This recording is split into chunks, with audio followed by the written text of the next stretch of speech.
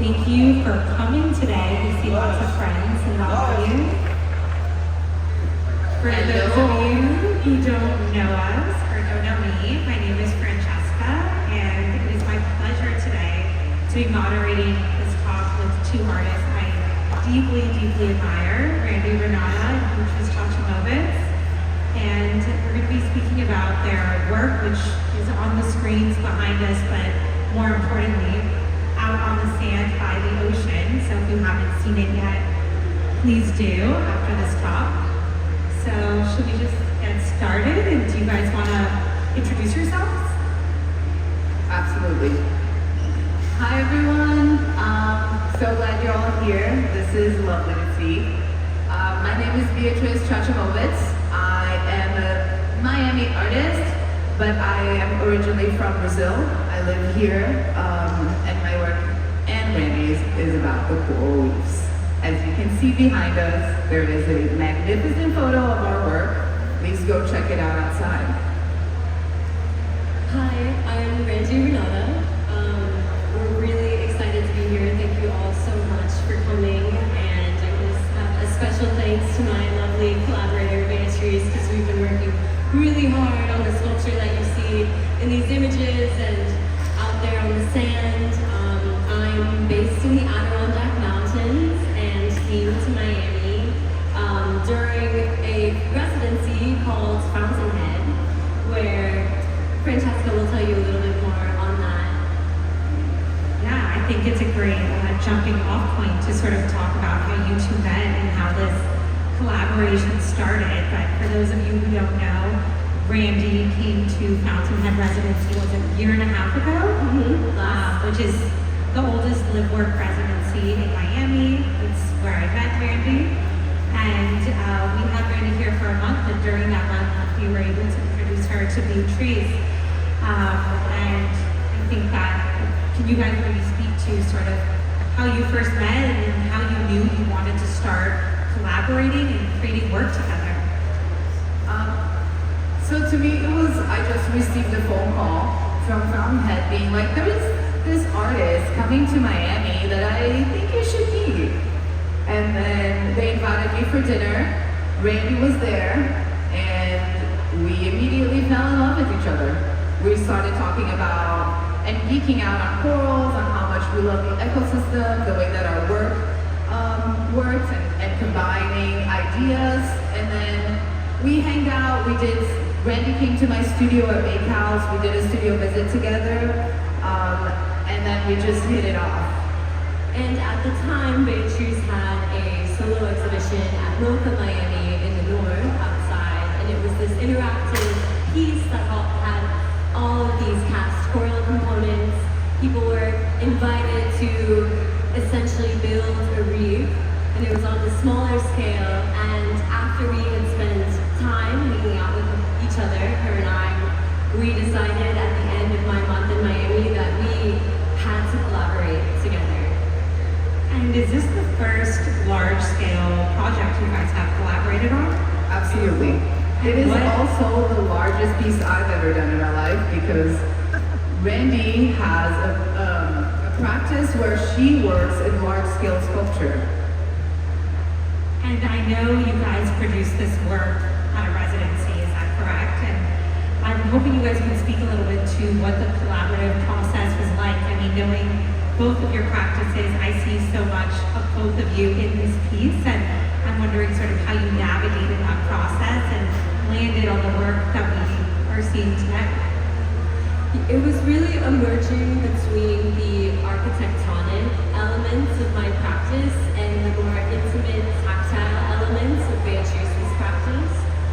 After we had met in Fountainhead, that summer we were applying to residencies at the collaborative.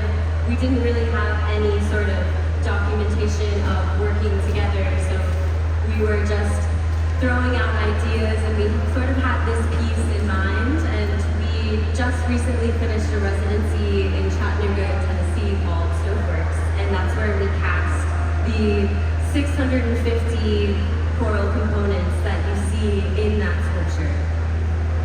Yeah, I mean, it was crazy the amount of residencies that we applied for, and it was so cool to be accepted by Stoveworks.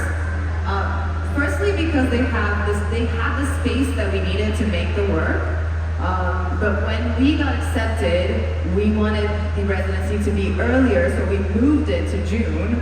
And then Randi had a marvelous solo show in East Hampton, so we had to move it back again to November without even knowing that we were going to do this piece together. Like, we had the ideas, we had the renderings, everything was coming to fruition, but we hadn't had placement or the sureness that this was going to happen. And then a little bit before we embarked on the journey of going to Stoveworks, we got the yes from Scope and we fabricated the steel component, and then we went to Stoveworks, and the space that they had was perfect for all the casting that we needed to do, because it's a very intense process to do all of it, and we casted for 3 weeks straight without stopping, 38 molds every day, so we were able to get the 650 we needed to complete the sculpture outdoors that we see that is right here. Amazing, yeah. So our good friends who are here in the audience, Lois and Elliot, lovingly call you guys the mermaids.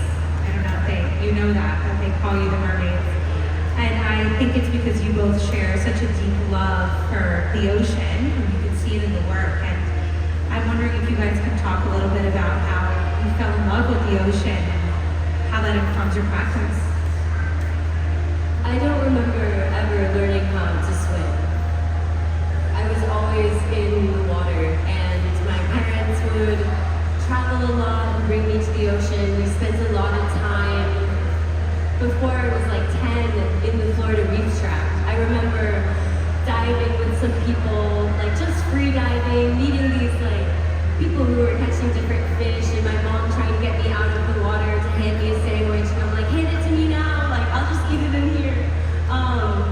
That was really formative for me, seeing all of the reefs and the ecosystems there. And as I grew up and was going back to the same reefs, I was seeing a lot of the degradation and the coral bleaching, as well as the stony coral tissue loss disease. As you can see in this recent image from 2023, last year, all of the white coral that you see has been bleached. This is from the Florida Reef Track, so if you are looking out the ocean and south. And I felt like it was really important to join forces and talk about these ecosystems. Yay! Okay, so the way that I fell in love with coral reefs was up in the northeast part of Brazil. I've been in Miami for 6 years, but I've been talking about corals for 15. Around 2006, I did a trip up to Bahia, which is my favorite state up north in Brazil. And I was at this beach in an island that is in between the river and the ocean. And I was drawing on my notebook, just scribbling around, drawing some algae and kind of starting to draw corals, but didn't know what they were actually, what they were. And then this man approached me and looked at my drawings and said, "Hey, you're drawing the coral reefs, did you know that?" I was like, kinda, you know? And then this man disappears. 20 minutes later, he comes back with snorkels and fins and masks and look at me and says, "I'm gonna take you to meet them. Do you wanna come?" I'm like, "Okay, strange dude I've never seen in my life. Yeah, I'll follow you to the ends of the ocean." But there are some times in our lives where our gut feeling tells us this is the right thing to do. And so, follow this man. We entered the ocean. We swam until the place that he wanted to show me. He looked at me, took off his mask and said, "Are you ready?" I'm like, "Hell yeah, let's do this." So he dives, I dive behind him. Suddenly this dude is pulling me into the ocean and shoving me into this tiny little cave. And as he does that, once I look at what's happening inside of this cave, it was completely covered with corals. There were tiny fishes swaying side to side. There was a spotted ray on the floor. And in this cave, cave, there were holes in the ceiling, and as the sun revealed and obscured what was happening in there, I was entranced. I felt completely in love, and that changed my whole life in the sense of when I went out of the ocean, I asked myself, why isn't anyone talking about this? I'm gonna talk about this. And ever since then, I've been talking about corals and their fate and how marvelous they are, how unique they are, how alien they are. And I just couldn't stop doing it. And it's been 15 years and I still don't see the end of it. Amazing. I mean, one thing I admire about both of you so deeply is how much you care about coral conservation, how much you do for it. I think when people think artists, they think, oh, this is a person who just makes these objects, and your practice, both of you, is so much deeper than that. And I'm hoping you guys can talk to sort of how your practice straddles that line between art and science and sort of the coral conservation component of your practice beyond, you know, the beautiful sculptures that we're seeing behind us. I have always seen art and science have these really deep overlaps. The way that scientists are in the lab proposing hypotheses, testing material, it's very similar to how artists are in their studio. And I also wanted to go into science in undergrad, but I switched over to my art practice. And I'm always interested in having these like conversations with scientists. So later, when I was working in Socrates Sculpture Park, doing a big sculpture in Queens, New York, I was invited to go to Coral Vida, which is a coral lab in the Grand Bahamas. They're actually expanding now to other places. It's a for-profit lab that grows microfragments of corals to outplant into the ocean to help mitigate what you see behind us. And when I came to Miami and we got connected to Beatriz through like Rescue Reef, and she can talk more about that as well. But it's the conversations that we have and the relationships that we have with these scientists are really important to weave into our practice and bring that information to the public, to people who wouldn't normally, you know, open up a science magazine or website to look at the recent news. So we sort of see ourselves as well as these liaisons for these scientists to show their research and to show what they're doing. And we're constantly learning from them all the time. I mean, science became a part of my practice. As much as I started loving the ocean and understanding the ocean, once you know it, you know what's going on in there. You know that they are in trouble. So once that realization came to me, I started to really research what the ocean is, what is happening to corals, what are the stressors that humans are putting into this majestic ecosystems that we have, and it's right here in our backyard. And that knowledge led into a caring idea of like, how can I bring that component of knowledge into my practice? And understanding that corals are suffering with a bunch of diseases and sound pollution and nutrients run off and, you know, bleaching and stony coral disease. There are so many problems that the corals are facing today. It's just massive. So in the front of that, the way that I feel that it comes to life is in these conversations with these scientists. So how can we understand deeper their practice and their message and transform that into powerful visual narratives so that we can talk to the public about actually what's going on? So when I moved to Miami, first thing that I did was reach out to Rescue Reef and Dalton Hesley, which is one of our most important collaborators. And Rescue Reef is a citizen science project from UM where they invite citizens to come plant corals with them. And I've done this expedition many times, and anyone that is certified to dive can do it. And so you actually go with them on a boat, you go underwater, and you care for these coral trees that they have growing underwater. You snip little pieces of corals, come back up to the boat, plant them in these cookies, these cement sand cookies that they have, and then you go back down and plant them in the reef. And the most important thing about that is that we're losing the topology of the reef. When we think about coral reefs, we think about a scintillant underwater city, and that is full of nooks and crannies and crevices and mountains and valleys. But what's happening as they die, the reef is getting flat. And so as you plant these corals that are the reef builders, because I don't know if you guys know this, but corals are animals. They're not plants. They are animals that are in symbiosis with plants inside of their tissue.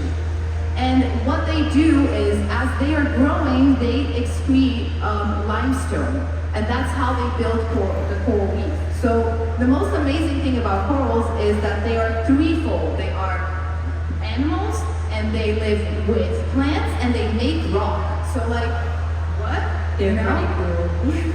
They're really cool, and also I don't know how many of you were here during Hurricane Helen, or know about what happened, further inland in Asheville, but you may be thinking, why care about coral reefs? Well, coral reefs are the first line of defense against tropical storms. So this is not only affecting people who are living on the coast, facing these hurricanes as they're getting more and more intensified with the climate crisis, ocean acidification. We need these. The US Department of Defense is putting in millions of dollars to actually build and fund coral research. So these animals are like the rainforest of our ocean. And they also keep time in the same way. You can take a core of limestone from a coral reef. They can study it thousands and thousands of years ago and understand what was happening during that time through the rings of coral. So they're like equally magical, and they're also going to be the ones that are protecting us against these storms. Amazing. I'm always so in awe of both of you guys. But I want to shift gears just a little bit and talk about how both of you often invite the audience to engage with your work in different ways, whether it's standing on the work, sitting on the work, touching the work. And I know this piece is no different, but it is being shown at a public art fair where you've had thousands of people pass through here. I know it's been a cool experience for me to see on Instagram people that don't know Randi or Beatriz post themselves interacting with the work. And I'm like, oh my gosh, I know them. So I was just hoping you guys could kind of talk about why it's important for you to invite people to engage with the work, and what the experience has been like for you this week to have so many people come through and engage with it. I think for us, the most important thing about inviting the public to interact with the work is giving people ownership of the work. Once you do that, people tend to plant that inside of themselves, and that kind of experience is unforgettable. Because you usually, around artwork that you can't touch, that you can't interact, that you can't even come close enough to see it. So for us, bringing people in the work gives us this strength of community building and this understanding that we're all responsible for the reef. We're all responsible for our environment. And so bringing people into the work is our way to open that discussion and invite people to have that kind of, ownership and knowledge of this plant is ours. This planet is our home, and this ecosystem won't go further if we don't help it. And to note on that, when you are diving, you're not supposed to touch any of the corals, hard corals, soft corals, because it does damage the corals, the oils on your hands. That's why we have this sculpture in essence, to be able to interact with the shapes, to hold it and then to take responsibility through that tactility and of getting to know these really incredible species. So we have 6 different species on here. We have the elkhorn, which is the orange. Chartreuse. The staghorn, which is the orange. We have a star coral, which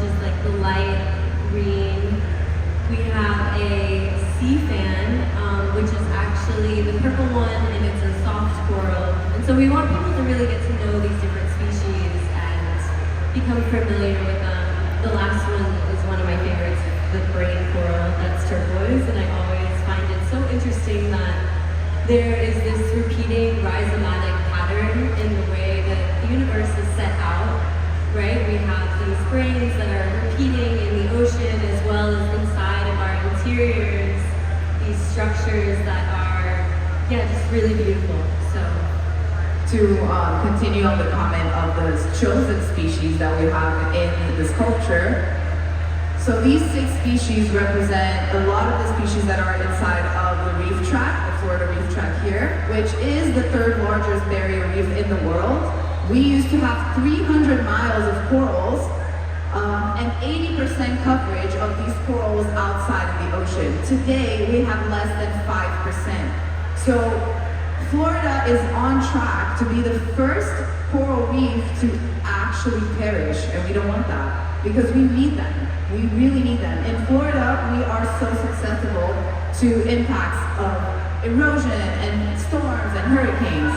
So these species, 5 of them are stony corals, which are the corals that build the reef, and one of them is the soft coral, which is the coral that filters the reef. But the problem is that as the stony corals disappears, more and more soft corals are taking hold of the whole landscape. So the purple one, which is the sea fan, is the one that is so iconic for the reef of Miami, but it's also problematic because it's taking the homes of all of the other corals that could have been there.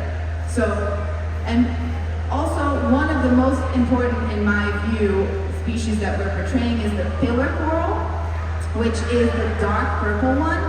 This species specifically is functionally extinct, meaning that we still have a couple of colonies underwater, but they're so far away from each other that they can't reproduce. So we've already lost completely a species, which is really bad for us because that is one of the most important reef builders that we have. And it takes hundreds of years for it to grow. if you haven't seen what corals look like when they reproduce, it looks like Dippin' Dots.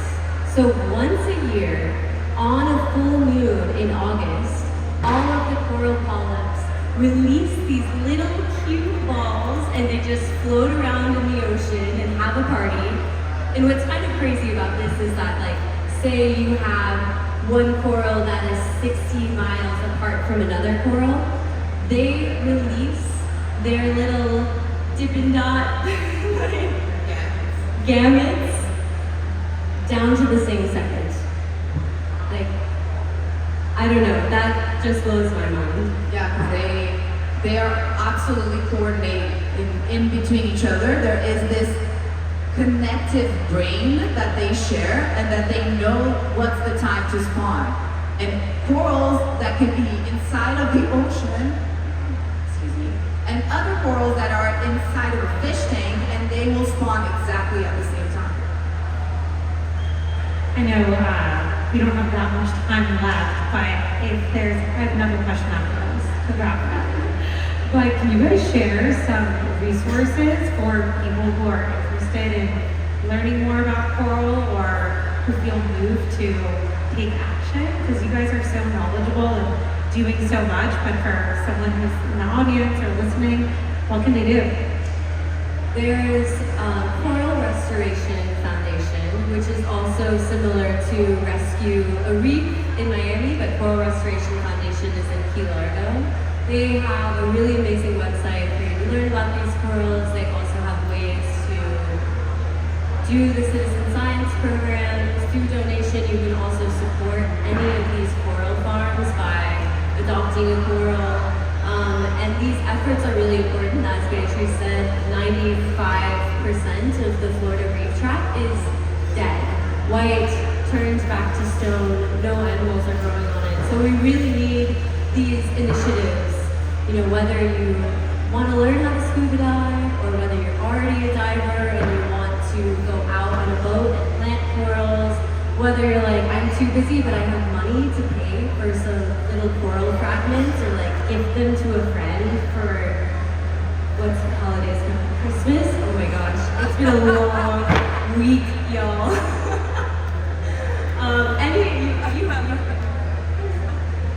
So there are millions of ways that we can help the beach, you guys. One of them is please pick trash up from the beach. Trash is a problem that we have. And as a society that does not know how to handle with our waste, it is our responsibility to do something about it. Crucial also is please don't take any shell from the ocean. Everything that dies in the ocean gives way for life. So when you're out there and you see this beautiful shell that you want to take home, do not do that. Take a photo, you know? We have so many ways of, looking at them, but we don't have to own nature. Nature is out there for us to enjoy as a collective. So you can also do initiatives in Miami. There is Clean This Bitch Up. There is so many people doing beach cleanups. There are so many people doing mangrove cleanups. There's so many entities and NGOs that are working to clean our environment that we can be a part of. But we can also do micro actions inside of our home. Do we really need that softener that is actually very bad for the environment? No.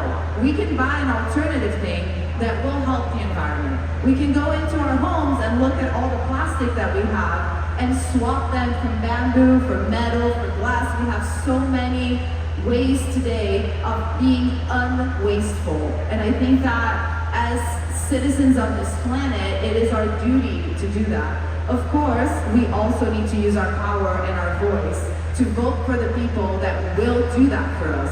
But we also have our money, and our money is the biggest power that we have. So use that wisely and consume things that will benefit the environment as well as make you a lovely little thing in your home. So apart from doing all of these things, join an NGO that is taking care of corals because we need them. We need them more than we can ever imagine. Thank you. So to wrap up, can you guys tell us what's next? What's next for you two as a duo? What's next for the work after it leaves the fair? What can we look forward to? Well, it has been an absolute pleasure to collaborate with Beatriz on this project. And we're looking forward to bringing this project back out into the public in the Miami area. In the summer, it's going to be traveling up to the East Coast. So if you want to see the project again, just follow our Instagram.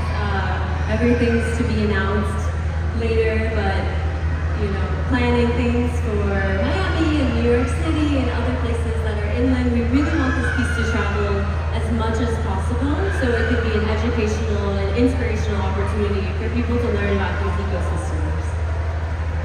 And since this was such a successful collaboration and such a joy to work with this human being, we will continue. And we already have thoughts on our next project and how we can continue creating marvelous educational pieces that talks about our oceans, which is our most precious resource that we have. The mother of us all. And where can everyone find you? On Instagram, website? Want to share your handles? Sure. It's Randi Renate, so just type that into Instagram. You should be able to find me there. Same with Beatriz and her name as well. But we also have simple websites where it's like www.ournames.com. Yeah. And Instagram is fine and all, and it's great to see all the tiny images, but if you actually want to see the history of our works, go to our website. It has a lot more information there. Amazing. Anything else? I just want to thank you, Francesca, for being here and for moderating and also helping run this amazing residency, Fountainhead. If you haven't checked them out and you're in the Miami area and you want to go to open studios, they're an incredible resource for bringing artists outside of Miami and introducing them to the Miami art ecosystem, which is just so incredibly rich, as y'all have all seen this past week. So I'm just a lot of gratitude to you. I adore you guys. So And thank you all for being here. And if you haven't already, make sure you go see the piece outside. Thank you.